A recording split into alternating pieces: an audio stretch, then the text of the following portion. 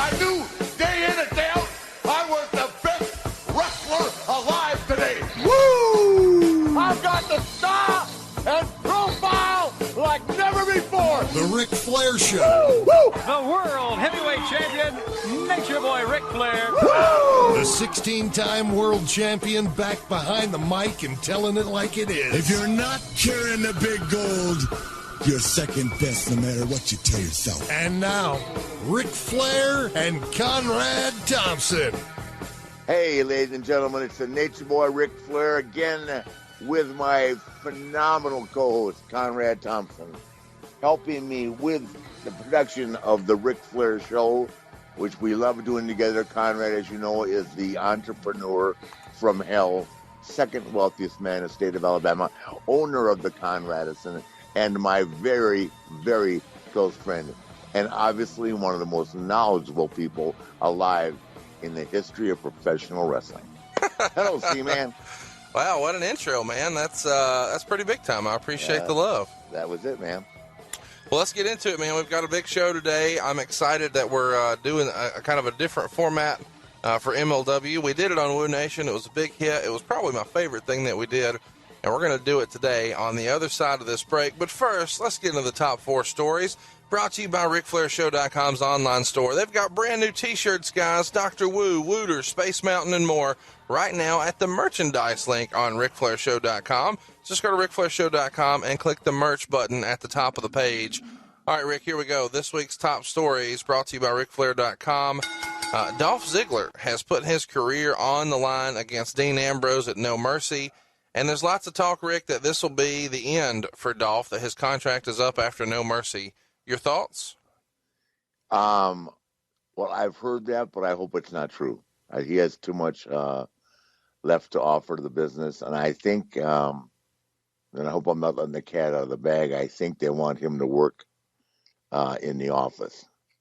But he loves Phoenix, and I don't know that will happen, but he can be with the company as long as he wants to be. He's that good. He's that nice a guy, and he's that highly thought of. So he's in a good place. He's been doing a lot of political stuff this year, and it seems like this No Mercy thing would come, right at the time when the iron may be, hot for him to strike and do some television political stuff just in time for the presidential election. Do you think that would be something that would intrigue him? I know he's done some stand-up comedy stuff too, but I could see him having a career in television. Oh, so could I. I mean, he's articulate. I mean, he's just, he's a handsome guy. I think he'd be great at whatever he decides to do. He's obviously very intelligent, and he's just a total package. I think he's still very much a part of the roster and a guy that I like seeing on TV. So I hope he doesn't walk away from it this early. But if he does, I'm sure he's done well with his money. He's made a lot of money, so he'll be okay. Do you think he's gotten his just due in the business? No. Me either. No, I think he's really a lot more talented than he's had a chance to show. I mean, he has a chance to show it, but it doesn't seem to. It's a 1 week on, next week off with Dolph, and that's the way it's been in the last 2-3 years for him. When you think back in history, can you think of anybody else who's had a lot of potential like this but never really got an opportunity? Oh, well, that's my favorite of all time. That guy that I bring up all the time that never got his due is Arn Anderson. Right. And there have been other guys. I mean, Barry Windham, but trying to think in recent times. I haven't followed as close. I mean, I'm watching Charlotte every week, obviously. I'm watching Sasha and all the guys and Roman. And, I think Dolph has just, I think he's had so much ability. He's been there a long time. People forget. He's had a great run and a great career, but he's still young. He looks like $1 million, and I hope he stays longer. Let's get to top story number 2. You mentioned them. Clash of the Champions is in the books, and now we have a new U.S. champion. Over the weekend, Rusev dropped his title to Roman Reigns. What do you think this means? Which I predicted. Yes, Hello? you did. Yes, you Pat did. on the back. Okay. What do you think's next for each guy? I'm sure they'll get another match or two out of it. I think that they've got Roman pointing in the right direction. I think that Rusev is a great talent and obviously a great guy, and he doesn't need the title right now as much as Roman does. Do you think that this will be an opportunity for Roman to kind of elevate the U.S. title? Because Roman is coming right out of the main events here, similar to what John Cena did once before. Exactly. And this could tune up Rusev too, because Rusev's been doing a phenomenal job lately. Does this give him an opportunity to crack into the main events? Oh, I think so. Most definitely. They're both such talented kids. Rusev, when Lana's with him that's a hot commodity. They're fun to watch on TV. He's a very, very talented guy. And of course, you know how much I feel about Roman personally. I think this is a stepping stone that he's missed to where he needs to be again. And that'd be the world champion. Any other thoughts on the pay-per-view? Obviously, Charlotte retains in a three-way match with Bayley and Sasha. Any other matches stick out to you from this past weekend? Well, of course, that was my favorite. But the whole card was pretty good, I thought. Did you have a chance to check out Sheamus and Cesaro? I did. It was the match actually before the three-way with the girls. I think that match was the best of the bunch. Yeah. I don't know what I expected differently, but I thought they had a hell of a match. Yeah, I agree totally. They have good chemistry. They work hard. Cesaro is just a different kind of cat as an athlete. He's phenomenal. Well, he's very, in my estimation, underutilized as well. But I've been saying that forever. I'd give my life to manage that kid. Let's get to hello WWE. Hello. Let's get to top story number 3. Devon Dudley is working as an agent with the company now. Rick, how do you think he'll do in that role? And would you ever consider being an agent?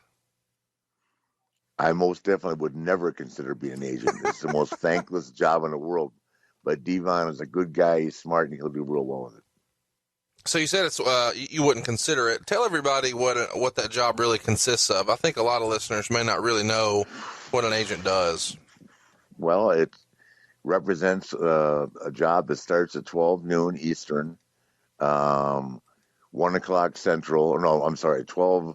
Let me see, 2 o'clock Eastern, 1 o'clock Central, 12 o'clock West Coast. Then goes to midnight that night, a 12-hour day, 3 days a week during pay-per-views, and then they're home for 3 days, and then they're off again for the weekend. And the travel is insane, and they basically, which is unfortunate because a lot of the kids just take more and more time to get the message across, and they just help the guys orchestrate and learn. It's very helpful for the young guys. But it's a lot of work, and, they go back and forth on the approval process, run back and forth all day long, as does Hunter and Michael Hayes and Arn. It's a insensitive job. They work hard, and, one of the problems is that so many of the guys second guess what they're being told to do. Right. Which makes it even harder. So, gosh, if you have an opportunity to work with Arn Anderson or Michael Hayes or Hunter or Mike Rotundo, Dean Malenko, all these guys bring a wealth of knowledge. I'm leaving some guys out, but I mean, they wouldn't be in that position if they weren't good at what they do. But it's over and over. It's just repetition. And on those 3-day weeks, man, they're 12 to 12, 12 to 12, 12 to 12 on the pay-per-views. So, because the agents, I mean, some of them, it's not like the agents are just working Raw or SmackDown for the pay-per-views. All the agents are at the pay-per-views for either brand. There's a lot going on to be an agent, and a lot going on in top story number 4. Rick, the rumors are swirling that the WWE is interested in buying TNA. What do you think of this decision, and does this make sense to you beyond just owning the tape library for the network? I think that's a rumor that Dixie Carter put out to try and raise the ante. Wow, okay. Yep. I don't see them doing that. I'm sure they would like to have the library, but, I mean, there isn't a lot to buy. I mean, not saying there's not talent there, but the NXT, they got a ton of kids down at NXT right now that are all, chomping at the bit to come up. So anybody that they acquired from NXT right now or from TNA would probably just move over to NXT for a while. And, it's just a lot of people, if anything, they probably need more trainers down in Orlando with NXT because the school is growing and more people are, trying to get into the company. I mean, athletes from other countries are coming over. So I'm sure that they're looking all the time for someone to help work in those schools. Do you think if the opportunity presented itself that the WWE would give the creative freedom to the Hardy Boys that they've had in TNA to kind of reinvent themselves the way they have so successfully this year? Well, I keep hearing the rumor they're going back. I was just with Jeff and Matt all weekend. And I didn't ask them to put them on the spot, but I mean, they look great. I mean, I have never seen either one of them look any better. And they're a great talent, and they both, especially Jeff has a great, repetition, or a great rapport with the public. They love him. I think when Jeff was with the company, he was number 2 in marketing, which is huge. You know what I mean? Right. But because the kids loved him, and Matt's doing great. They look like $1 million, and they would bring a lot. They would bring a lot to the show. And if you haven't been keeping up and you're listening to the show, you need to go check out Broken Matt Hardy. He's reinvented himself in a big way.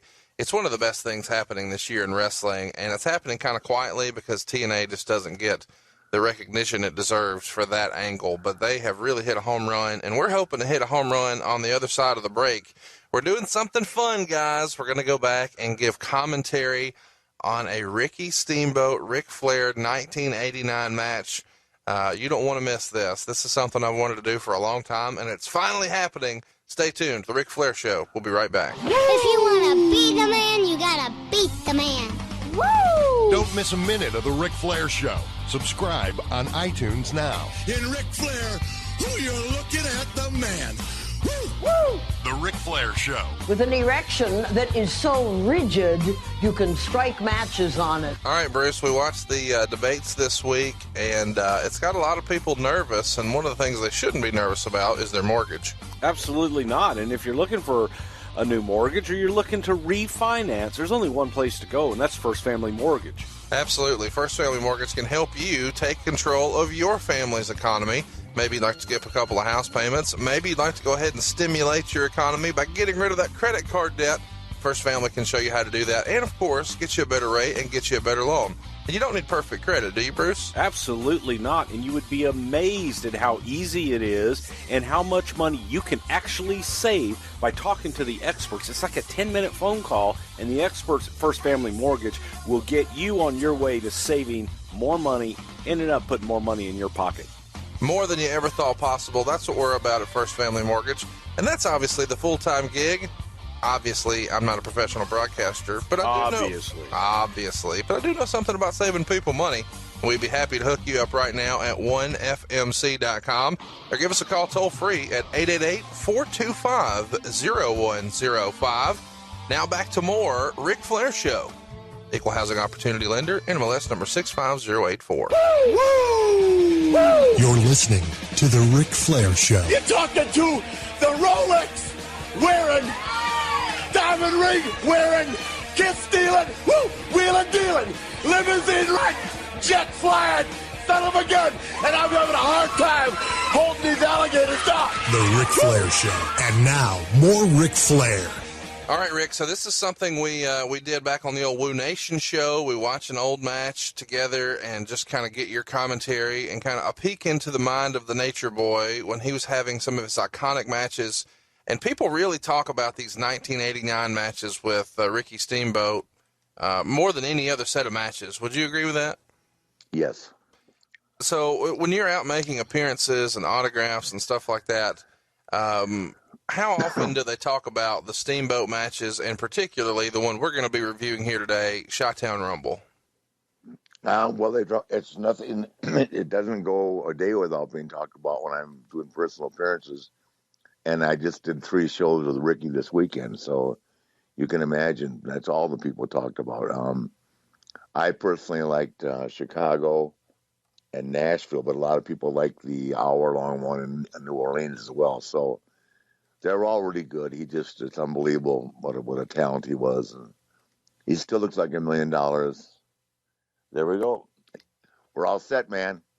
So here's the deal, to kind of set the stage for everybody listening at home. We're in Chicago at the UIC Pavilion. It's February 20th, 1989. The Nature Boy, Ric Flair, is your world champion, and he is going to be taking on Ricky the Dragon Steamboat here. And so what we're going to encourage you to do at this point is to pull it up on your network. It's really easy to find. Chi-Town Rumble, 1989, February 20th. And then we want you to go to 1 hour and 54 minutes even. So we're going to give you a minute here to go ahead and find 1 hour and 54 minutes even. And when you have that, when we tell you to hit play, and you'll be synchronized with Rick and I. And Rick's going to kind of give you the lowdown. So when you get to 154 even, you should be looking at Jim Ross facing Magnum TA.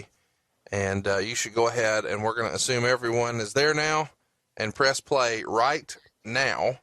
And now we're all watching it together. So, Rick, this is not too long after Magnum TA had his horrible accident, and now he's found another role within the company where he can participate as a color commentator. Were you guys rooting for him in this capacity, and how do you think he did? Oh, of course. I thought he did great. I just saw Terry this weekend. It's just been to go back to that day. I remember I was in Birmingham, Alabama, when he was in the car wreck, and of course I went back to Charlotte as fast as I could, but it was terrible. I mean, here goes a guy, right, literally in the peak of his career, to have his life just taken away. Not his life, but his career, and it left him where his whole right side is still paralyzed. So, and we're seeing it was just a horrible thing, and I felt sorry for him. And this happened at a time when the technology wasn't what it is today. Right. And he was in one of those old time metal life support systems, not the kind that now with the hoses and the mouthpiece and all that. He was actually in this thing, and his only way to communicate was this tongue that touched this metal strip hanging down. Wow. And I mean, it was really hard to see that. Well, we're looking at happier times here. This looks like a studio show setting up the angle or the match here.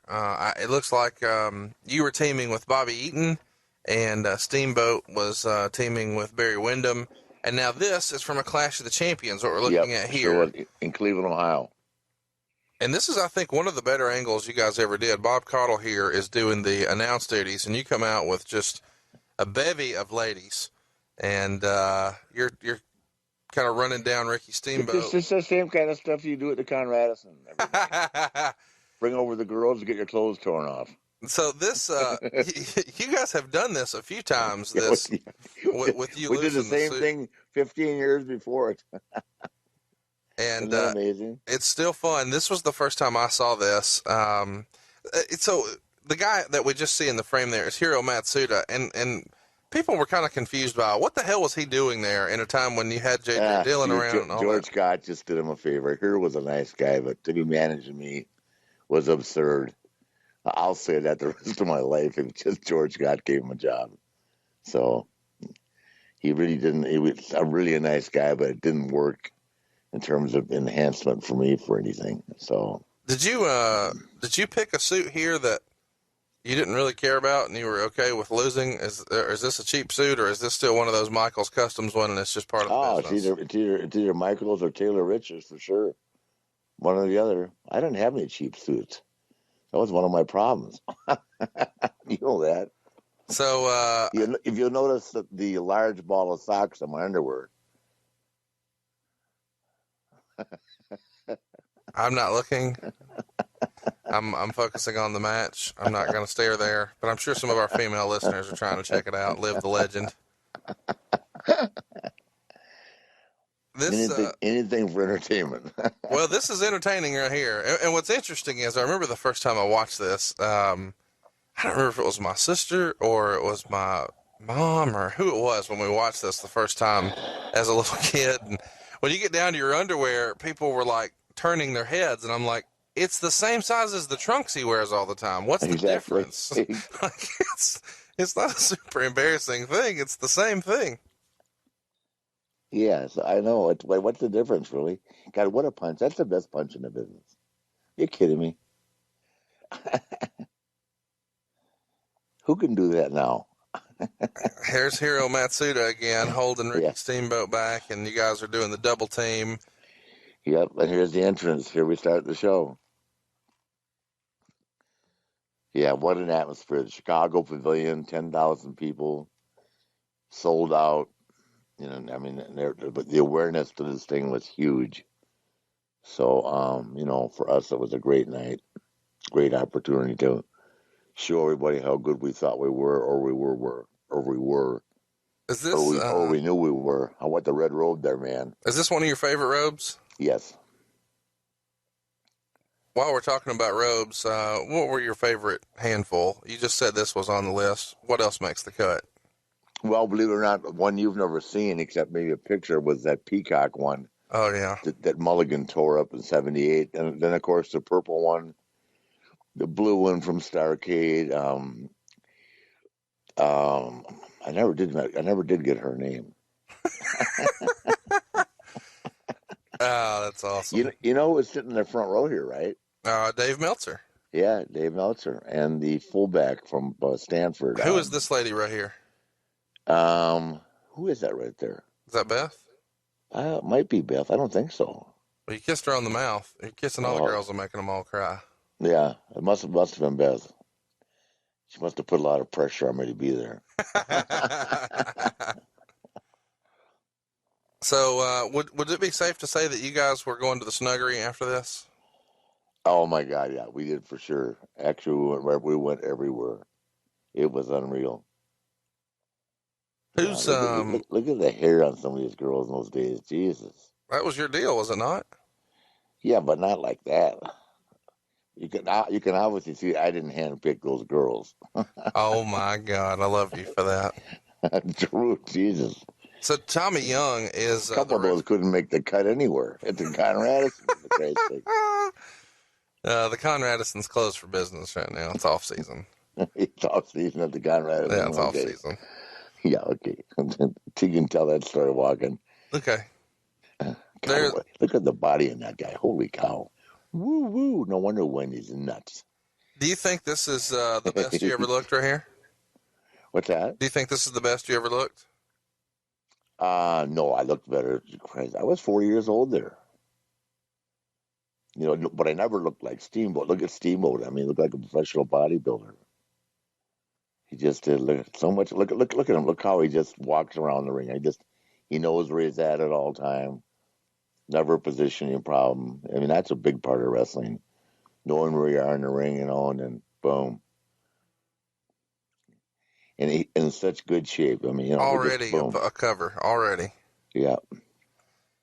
What type of preparation would you guys do for a match like this? Would this have been something where you guys lay out a bunch of stuff prior to? No. We never laid out anything. I just talked to him. I just called it out there in the ring. So George Scott is the booker at the time. He just says, "Hey, we want you to go about 20 minutes, and here's what the finish we want." Yep, and I just called it in the ring. Awesome. I used to look at him and say the same thing Larry Hennig said to me: "Pretend like you're a Greyhound bus kid and leave the driving to me." What do you think it was about Steamboat and you that made these matches so special? Well, at that point in time, I was the ultimate heel in terms of I'd really established my character. People hated me, and the guy Steamboat was probably he had just come back from WWE. That run there, he was huge commodity and still incredibly handsome, and at that time, by far the best babyface performer in the business. Tommy Young is our referee here. Where does Tommy rank amongst your all-time favorite referees? The best of all time. Yep, Tommy Young, number one. What made the difference between a good referee and a not so good referee? Oh, unfortunately, in the old days, they kept a lot of the older guys around, and after their careers were over to be referees, they couldn't get up and down and move around. I see. What made Tommy had the flair. He would dive over you, dive in for the cover. I mean, he was part of the match. I knew where Tommy was every second. I never lost him. And every time Steamboat covered me, Tommy was right there, or vice versa. And I didn't even have to tell Tommy. He just knew what we were doing. He knew me. He'd refereed how many matches by then in my mind. Right. And, with Rick and I, we just wrestled so many long matches that, Tommy was in there. And yet, trust me, being a referee for Steamer and I, you had to be in pretty good shape as well. Because if you notice, which is, I think, something that defined us, is we're not sitting in holds a lot. We're moving. You know what I mean? Yeah. So it's not 20 minutes of sitting in a headlock or, the thing that was just so great about him, I look at him right now, you just forget how smooth he was. Just everything was right there in place. Yeah, look at him sell. He just, God. We just spent the weekend together. He's got a new girlfriend. I'm so happy for him. She's really nice. And you're a couple years older than Ricky, is that right? I'm 4 years older. Okay. Yeah, I'm 67 and Ricky B is 62 or 3, something like that. And he came through Gagne's camp 4 years after you, right? Yeah, exactly. How much do you attribute you guys, your chemistry together with you both going through the same training camp? Does that have anything to do with it? No, absolutely nothing to do with it. Just lucky to see each other down the road. Were you? Yeah, when you were at Burns training camp, you weren't learning how to wrestle. You were learning how to survive. Everything up based on that. I mean, of course, it was a learning experience, but it was whether you were tough enough to make it to be in the business. It was brutal. In that barn, 25 degrees, November. Are you kidding me? In Minnesota. Obviously, it's a different deal, but you hear all kinds of nightmare stories about the brutal training they did at the power plant, too. Do you think that even compares to Gagne's, or just the outdoor conditions made it that much The power plant in Atlanta? Yeah. There was no hard training there. Who told you that? Chael Sonnen and a few other people have told stories about how they would try to just make everyone leave day one. Work till you throw up and you can't stand up and then kick you out of there. And who was leading the class? Sarge? Yeah. Jesus Christ. He couldn't walk and chew bubble gum. You kidding me? That guy couldn't teach anybody anything, and he wasn't in shape enough to get anybody tired. God dang. If you want the facts on these training camps, I'll give them to you. The second toughest place was in Orlando with Eddie Graham. Ed and the Briscoes and Matsuda. Matsuda broke Hogan's leg in training camp. So we're going back and forth with the chops here. How fun was it? He let me bang him hard. He was firing back in there, too. Yeah, he does. But, I mean, that's one thing about him. He always stayed open. And as limited as my offense was, if I didn't have the chop, I was done. One chop, one knee drop, poke in the eyes, and that was it, offensively. Something I found interesting because, we wrestling fans really romanticize this series of matches, the trilogy from '89, but you see just the scope of how big this building is, and there's only 8,000 people there. Why do you think that is?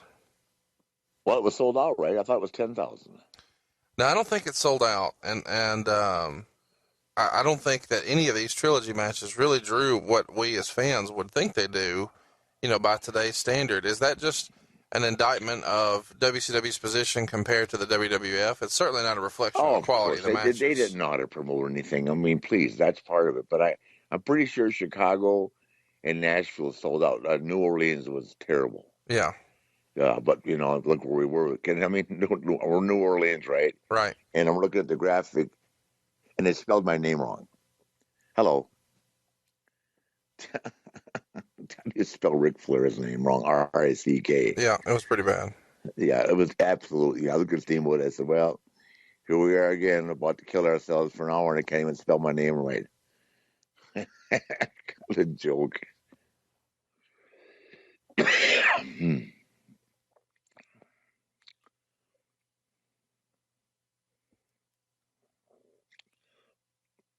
Your favorite.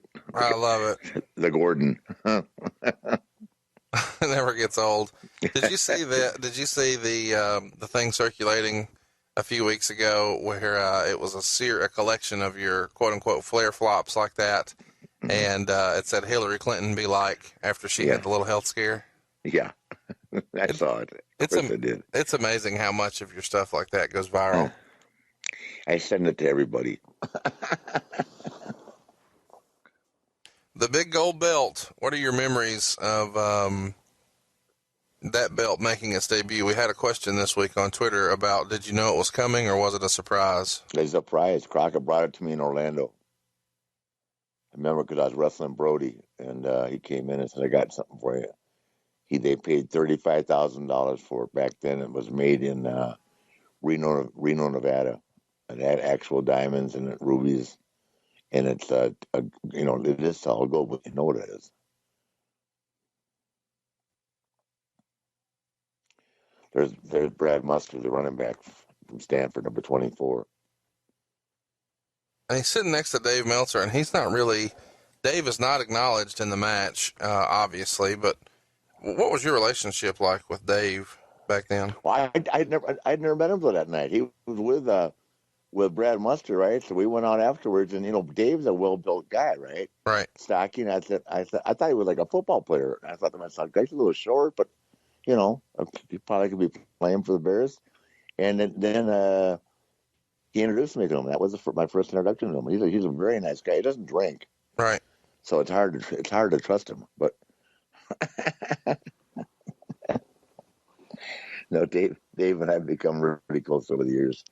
God only knows, he's been watching me for a long time.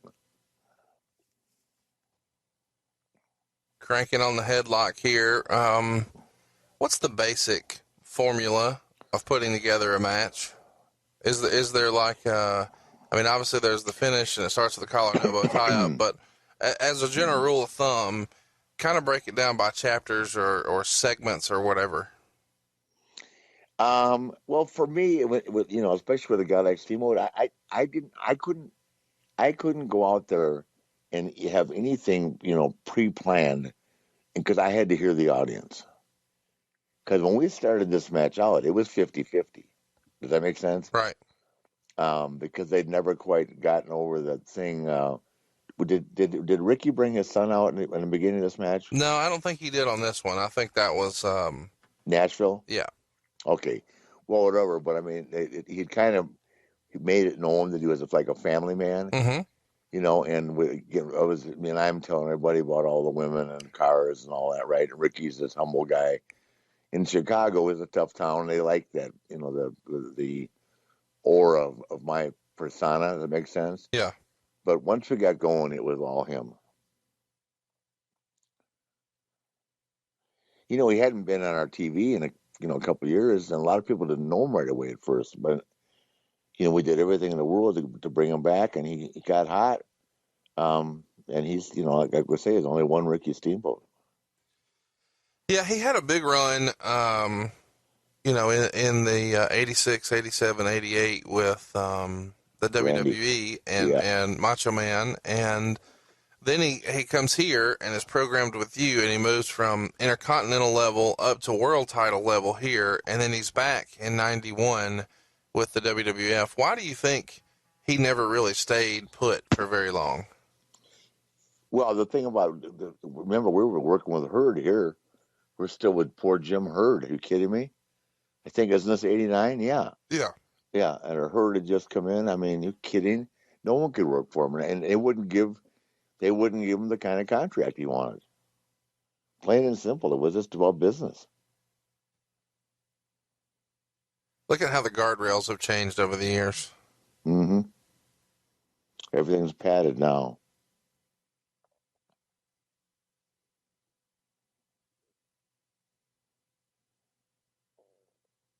All-time opponent, Ricky is still your favorite? Yes. I mean, I'm never going to discard Dusty or Sting and all that, but obviously Ricky, as Ricky mentioned this weekend in a promo, he and I wrestled each other 17 years. Wow. I don't think there's another two wrestlers that can say they've competed over that length of time. 76 to right here. That's a lot of time. It is a lot of time. Mm-hmm. And you guys would do it again in '94 for WCW at Spring Stampede, another good match. But why do you think this trilogy of matches here resonated so well? I mean, even now, people talk about these matches as amongst the greatest of all time. Oh, I think it's just because of our style. I mean, we never stopped. We didn't use each other's holds. Does that make sense? Yeah. Now everybody uses everybody's holds. They've got 47 guys doing the super kick. Hell, Shawn Michaels was on Raw right now. He'd be out of his mind. Just people duplicate. We got 25 guys doing a DDT. Can you imagine if all that went down when Jake was around? Right. Or Arn? I mean, it's just duplication of holds, using each other's holds. I just think it's a different business now.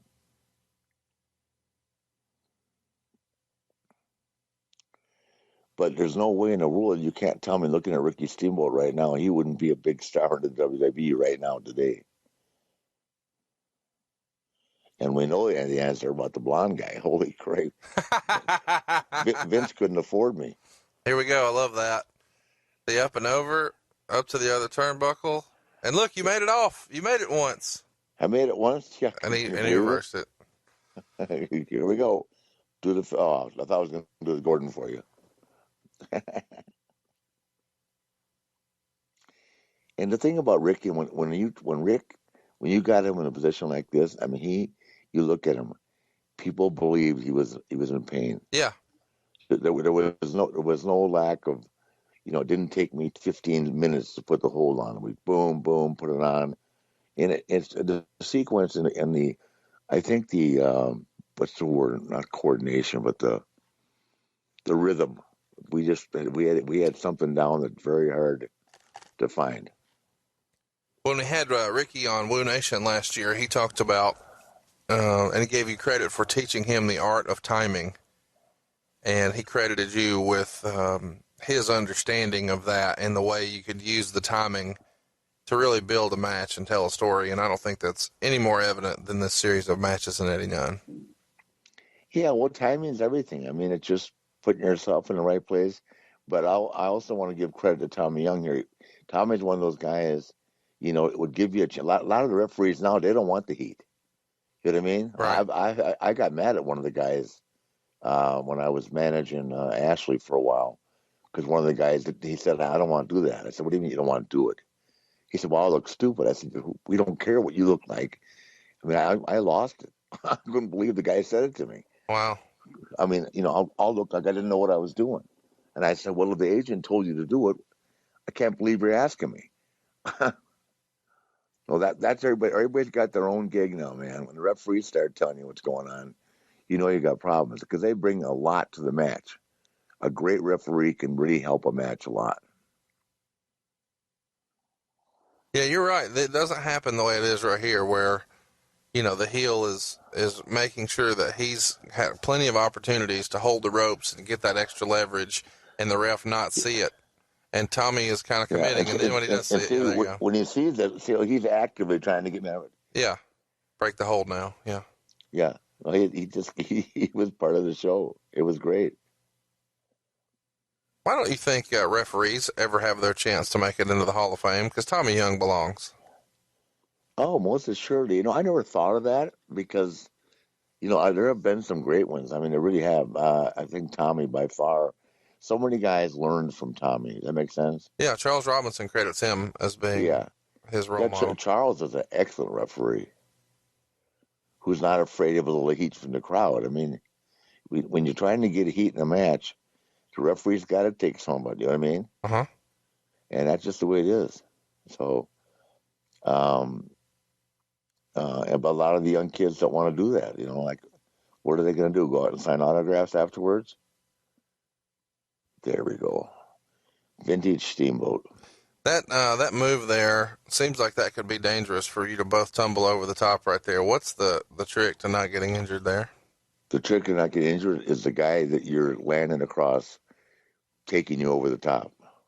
Does that make sense? Yeah. I'm cross-bodying him, but he's going backwards over the rope. But he's got a hold of me, and I got a hold of him. I learned that from Dory Funk, but I really did it a lot with Barry Windham. And, as big as Barry was, it was great. Barry in his day could do anything that Ricky could do. Look at what we're seeing there as Steamboat is splattered on the floor there. There's just cabling everywhere. It's weird to see that now because WWE keeps everything so camera friendly all the time. Mm-hmm. It's just a change of time. I mean, it's almost unbelievable to think and see what they have done, what the company has done to make things better, safer for the guys. And it is safer to have those cables gone, because that's how I broke my ankle one night. I was trying to do that thing that Savage did, right, jumping off the top rope onto Kurt Hennig on the floor, and I landed on the cable and broke my ankle. What year was that? It was at a show in Detroit at the Palace. I don't know what year it was. When Kurt first came back first came at WCW. Okay, so probably late '96, early '97, yeah, probably '97 somewhere. Mm-hmm. You mentioned cables there, and for a minute I thought you were talking about the actual ring ropes. Tell everybody the difference between, here you go with Tommy. I love this. This is good stuff. Cables for the television cameras. Well, yeah, I meant though, there's a difference between WCW ropes and WWF ropes. Yeah. Tell everybody what that was. Well, these ropes right here were metal wrapped in rubber. Does that make sense? I'm not sure what they would use at WWE. I can tell you this: when WWE, when I first went there, their rings were like landing on cement. They've changed that around now, but they had all their rings were like being in St. Louis. So, see, here's Tommy. Tommy was not involved in that as active as he was. Then it doesn't come off.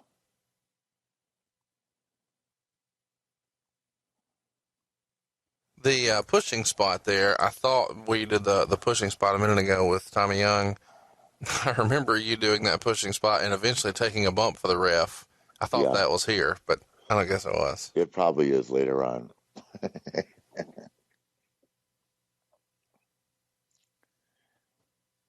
You could sell, huh? Oh man, it was awesome just for you to just be not, when he's jumping off the top, you're just not there. And he looks lifeless as you pick him up. It's awesome. Here's the old double bridge. You notice I always took the top. The bottom guy does all the work.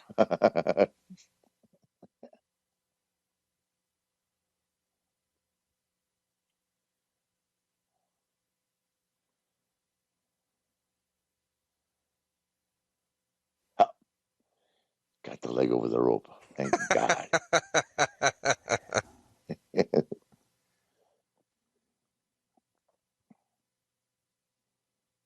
Would this have been something back then? How did the, I know now, or I shouldn't say I know, I believe now that pay-per-view payoffs, a few years ago, back when pay-per-view was a thing, would come a few months after a pay-per-view. With WCW here, would you have gotten a big check this night, or would it have been a few months later? I can't remember, but I'm sure it wouldn't have been on any time scale that was good for us. Right.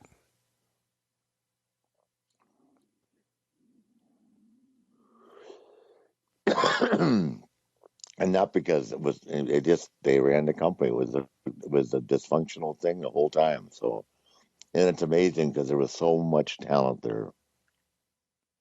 Oh yeah, when you go back and you look at the old Crockett roster, it was crazy. Yep. You said earlier that you were calling it in the ring here. It's been said, correct this for us. The heel mostly calls the spots in a match. Mm-hmm. He should be.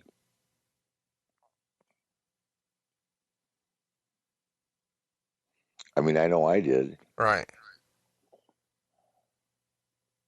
Look at the crowd. Yeah. Well, look at him. Doesn't he look great? Tommy Young goes down.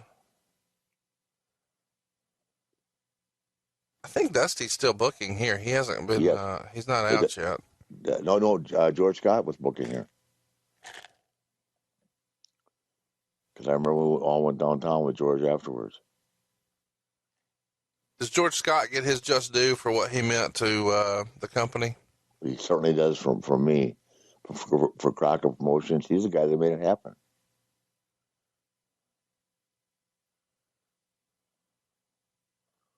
Is this one of the, so Teddy Long's on the outside trying to revive Tommy Young. Mm-hmm. That's the second time you've dodged that tonight. Now we go to school, figure 4 time. Nope.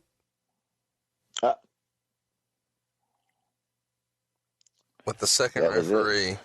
Huh?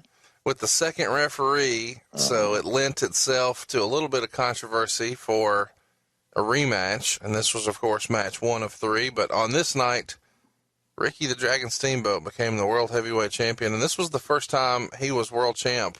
What did this, obviously he's a good friend of yours, what did this mean to Ricky to be champion and for you to be the guy to help him get there? Oh, he was excited as could be. You see, I had to go remind the referee to raise his hands. Yep. Both of them doing it. Yep.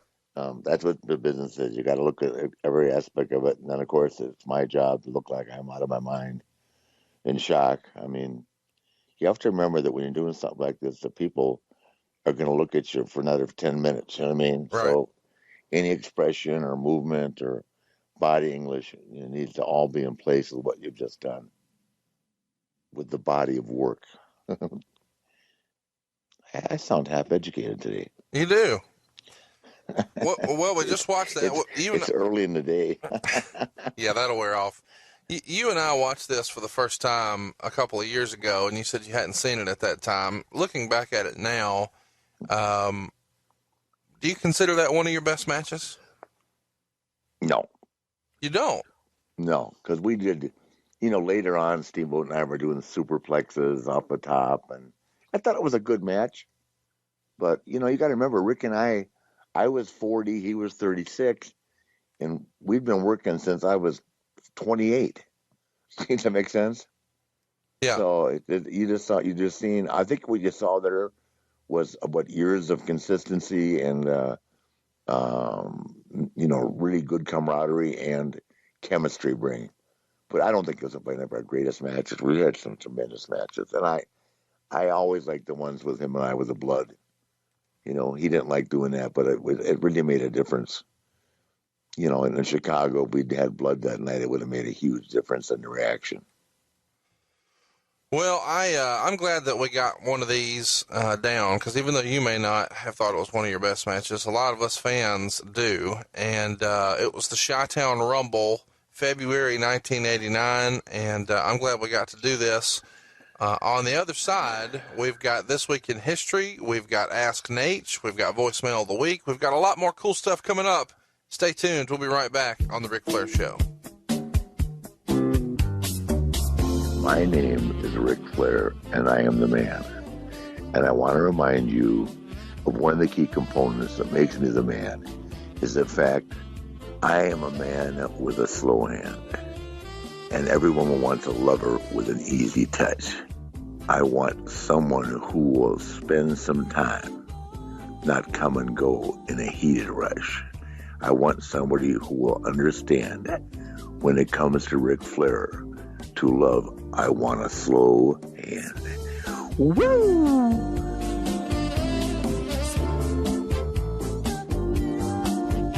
This week on MLWRadio.com. Out now, go back in time and learn about Jack Pfeffer, the man who originated the concept sports entertainment and tag team wrestling. It's an all-new history in the making, VIP-only podcast with Matt Farmer and Court Bauer. Then, Head to South Beach for a live MLW radio with Court Bauer and Mr. St. Laurent as they sip pina coladas and talk the latest news in pro wrestling. But that's not all. Step through the red velvet ropes and into the VIP lounge as MVP and Greenie talk with the former Mr. Kennedy, Ken Anderson, as they discuss their time together in WWE and TNA. On Thursday, Jim Cornette is back talking with another MLW podcaster, Bruce Pritchard. What happens when Brother Love talks shop with the Louisville Slugger? Find out this Thursday, plus much more. The world of MLW radio never stops. Go to MLWradio.com and binge on pro wrestling talk now. It's time for This Week in History on the Ric Flair Show. Woo! Brought to you by MidAtlanticGateway.com. Dick Bourne and David Chappell are celebrating the memories of Jim Crockett Promotions every day at MidAtlanticGateway.com. All right, let's go back. Let's go back and watch this now. Let's take a look, David, exactly. We're going to see a portion of what we just saw. Now, Dusty has already come into the ring, and he's starting to, once again, as we have seen before, clean house, as only Dusty Rhodes can do. And I mean, take a look at what this man does. The determination, the absolute, hatred he has for this Russian team. And he really just gets rid of them. And like you said, there stands two of the top wrestlers, the two top wrestlers in the world. The American Dream, Dusty Rhodes, Nature Boy Ric Flair. If you add together the number of matches they've won as singles, it's going to be a number that no two wrestlers will ever be able to reach in the history of professional wrestling. They've won more matches. Yeah, at first it looked like Rick was reaching up to give his hand to Dusty, but now he starts to point that finger. David, the cage swings open, and who comes in? The Andersons, the cousins of Ric Flair. Look at them. Look at them start to pound away on Dusty. It's an old cliche, I know, that blood is thicker than water, but I guess even blood is thicker than friendship or even helping out your fellow man. But here's the most disappointing thing that I've seen. Rick, they're locking the gate. At first it looks like he was dazed, but he goes over there and locks the gate so no one can get in. When I was at ringside, I said, well, Flair maybe is trying to, get out and get away from the situation because he's got a man who has helped him. He's got his cousins. He even goes for help, but he's not doing that. He went and he locked the cage door. Now, meanwhile, the Andersons beating on Dusty, and look here. Ric Flair starts to really pound away on Dusty. Look, he starts to stomp on Dusty's legs. Dusty obviously dazed, obviously stunned by what is going on. And then we haven't seen anything yet, fans. Take a close look at what you're about to see. Rick is directing the Andersons to stretch that leg out. No, he says no. He wants it exactly in a position. Look at it. Just one extra one. Now he goes up on that top rope. Ric Flair's been in so many battles and has fought so many men. He knows exactly what to do every time he gets in the ring. He's up there. Oh, he knew what he was doing here, too. Jumps right down on that ankle. Look at him, still stomping away. Stomping away, and David, we know what that means, right? There you see. There's still. Rick has that figure four on Dusty. The figure four leg lock, the most famous move in wrestling that Ric Flair applies, and now here are the friends trying to get in. That's right. Dusty has a lot of friends. The World Tag Team Champions, the Rock and Roll Express, Magnum TA, Terry Taylor, Sam Houston. They're all trying to climb over the fence to get in. They can't get in. That gate is locked. Now, Magnum right here looks like he's trying to tear it off the hinges. He is going to tear that gate off the hinges if need be to get in to help Dusty Rhodes. Still trying to get in. Still that figure four applied. Has been applied for a couple of minutes now. And here they finally get in. That's right. And look at them pour in. And look at the Andersons. And World Heavyweight Champion Ric Flair. They try to get out now. The Andersons trying to get out. They find that the door may be a little bit jammed right here, David. So what do? Again, they go back and try to make sure. They go after Magnum. They go after everybody. But the main thing, they want to go after Dusty. Dusty, as you can tell, David, laying in the center of the ring, and he is really in a lot of pain. That's right. He's not moving a muscle. There you see. They got one last kick in before they leave. There they go. I'm sure very happy about what they have done. Nature Boy Ric Flair, the World Heavyweight Champion, his cousins, the National Tag Team Champions, Ole and Arn Anderson, after inflicting all this injury, all this pain on Dusty Rhodes, they leave. And now, right now, everyone's in a state of shock. Okay, Rick, it's September 29th, 1995, and we're going to the Omni in Atlanta. A babyface Ric Flair has defeated Nikita Koloff in a cage match to retain his NWA World title. But what happens after the match is really most significant. After you win the match, the Russians come in and attack you, and then eventually Dusty comes in to make the save and runs the Russians off. You and Dusty have a few words that you don't really want or need Dusty's help, and then the Andersons come in and attack Dusty, and you turn heel to join the attack. They lock the cage, and Dusty's ankle is broken in the beatdown. A number of baby faces try to scale the cage and save the dream, and it's an awesome visual. And this led to the eventual main event of Starrcade 85, and was probably one of the biggest early components of the Four Horsemen. What are your memories of that night and how crazy it got with all the fans? Well, it was a full-scale riot. It took us 45 minutes to get back to the dressing room. It got over that big, but boy, it made us a lot of money going forward. And we faked him out, which is hard to do. It's hard to do now, but it was really hard to do back then. And did you guys know when this happens that you were onto something and that you needed to be a permanent faction? Because at the time you were just referred to as the cousin of the Andersons, and you hadn't really... exactly, for sure. I told that all Arn's idea as well. Yeah, it got over big time. Do you think that this was the height of your career, 85? I would have to say that was, probably that's when I was at my best, I think, yeah. I think anytime after 83 on going forward. Well, I don't think a lot of people give enough credit to this angle, because this was something that really helped set the territory on fire. Crockett had their best year in 1986, and this was kind of laying the groundwork for that in a really big Starrcade 85. So if you get a chance, check it out. It's readily available September 29th, 1985. Rick, does it feel like that was 31 years ago? No. Isn't that brutal? It's just hard to imagine. Jesus. It's hell getting old. On the other side of the break, we've got Ask Naitch and voicemail of the week. Hit me. All right, bright lights, big cities. The Nature Boy is coming to a town near you, and you can keep up with all of his appearances at RicFlairShow.com, and just click the Appearances tab at the top of the page. Don't miss him this weekend. He's coming to Hunt Valley, Maryland. He's going to be at the Hunt Valley Inn. It's a Wyndham resort, and he's there all weekend, Friday, Saturday, and Sunday for Monster Mania. This Friday, September 30th, he'll be there at 5 p.m. Check him out the next day on Saturday, October 1st, starting at 10 a.m. And then on Sunday, he'll be back again. It's October 2nd, Monster Mania, right there at the Hunt Valley Inn. You don't want to miss it in Maryland. Next weekend, catch him out on Friday at Spooky Empire. It's going to be at the Orange County Convention Center in Orlando, Florida. It's Friday, October 7th, 5 p.m. Don't miss him. The next day, he makes his way over to Indianapolis for the Indiana Convention Center's Do It Best Corp Fall Market with the Delta Faucet Corporation.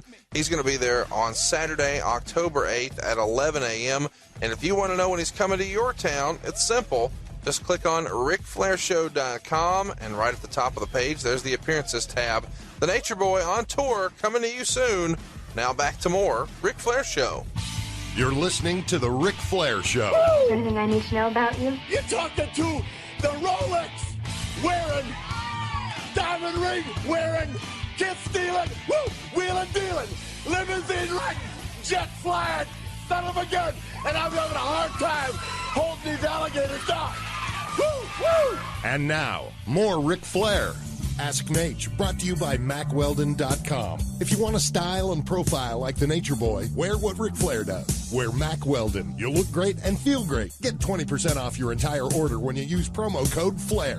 Right on. At MacWeldon.com. If you'd like to ask Rick a question, just tweet using hashtag AskNaitch. And we could ask your question next week on the show. All right, Rick, this week's Ask Naitch question comes to us from Goober Dwayne. On Twitter, he wants to know, any celebrity riders of Space Mountain? Hashtag Ask Naitch. Any celebrity writers? R-I-D-E-R-S. Anybody? Writers. Oh, gosh. Several dozen. We're going to get any names you want today? Me to start with Halle Berry or what? Oh, Halle Berry rode Space Mountain. Of course she did. Okay. She was in Atlanta, and she just got divorced from Dave Justice. Wait, are you telling a real story right now? Would I have to make up a lie? No, I didn't know that. You never asked me. Okay. Well, I'm glad Goober Dwayne did. Anybody else we want to list besides Halle Berry? That's a pretty big one. That we'll stick with her.